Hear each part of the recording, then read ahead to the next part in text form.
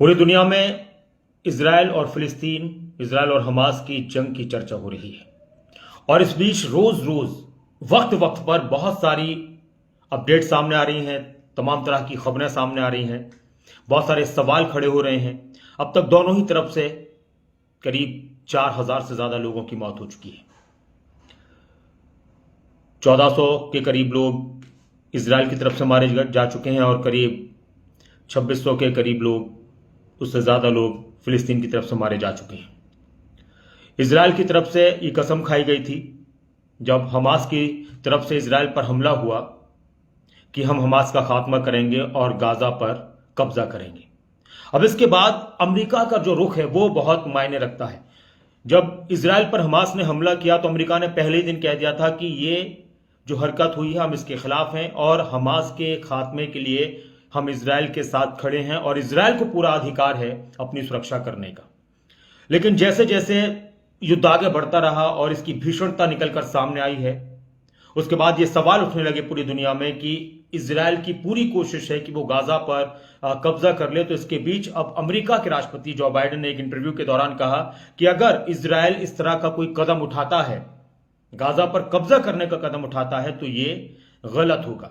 Israel को अधिकार है कि वो हमास का खात्मा करे जिसने उस पर हमला किया है, और हमास फिलिस्तीन का प्रतिनिधित्व नहीं करता। यह बात भी कही जा रही है बार बार, इजराइल की तरफ से भी, ब्रिटेन की तरफ से भी, और भी जो देश इजराइल का समर्थन कर रहे हैं उनकी तरफ से भी।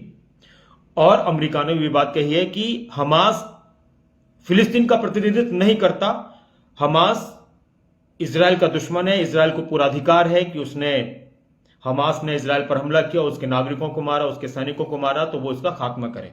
लेकिन अगर इजराइल गाजा पर कब्जा करने की सोच रहा है तो यह कदम इजराइल का गलत होगा, जिसके जवाब में फिर इजराइल की तरफ से भी बयान आया कि हमारा गाजा पर कोई भी कब्जा करने का इरादा नहीं है। गाजा पर हमारा कब्जा करने का इरादा नहीं है, हमारा मकसद है हमास को खत्म करना। इस तरह की बातें आई हैं। अब अगर गाजा की और इजराइल की बात की जाए तो गाजा से लाखों लोग बेघर हो चुके हैं। वो उनको पलायन करने के लिए कहा गया है, उनको छोड़ने के लिए भी कहा गया कि अपनी जगह छोड़ दीजिए, हम फिर यहां पर हमला करने वाले इजराइल की तरफ से कहा गया।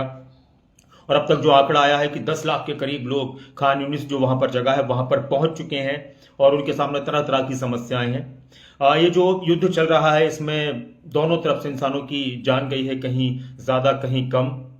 लेकिन इस बीच जो जमीन का एक विवाद है वो तो सबके सामने है, लेकिन जो लोगों की तस्वीरें सामने आ रही हैं, परेशानियों की तस्वीरें सामने आ रही हैं, वो सभी को परेशान करने वाली हैं। इस बीच ब्रिटेन ने भी एक और बात कही। ब्रिटेन की संसद में एक बात कही गई कि हम पूरी तरह से इजराइल का समर्थन करते हैं, इजराइल के साथ में खड़े हुए हैं, और इजराइल पर जिस तरह से कार्रवाई की गई है हमास की तरफ से, उसको लेकर इजराइल को जो भी कदम उठाना है हम उसका हमेशा साथ देंगे। अब ऐसे में इजराइल को ये बार बार साफ करना पड़ रहा है क्योंकि एक दबाव बढ़ रहा है अलग अलग कंट्रीज की तरफ से कि इजराइल की कोशिश है कि पूरे फिलिस्तीन पर कब्जा कर लें, जो भी थोड़ा सा हिस्सा फिलिस्तीन के पास बचा हुआ है उस पर भी वो कब्जा कर लें।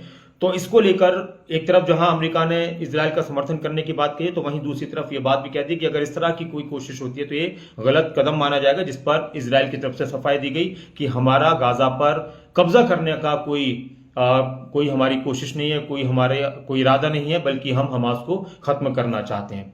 अब देखना होगा कि हमास को खत्म करने की बात कहते हुए इजराइल का कदम क्या होता है।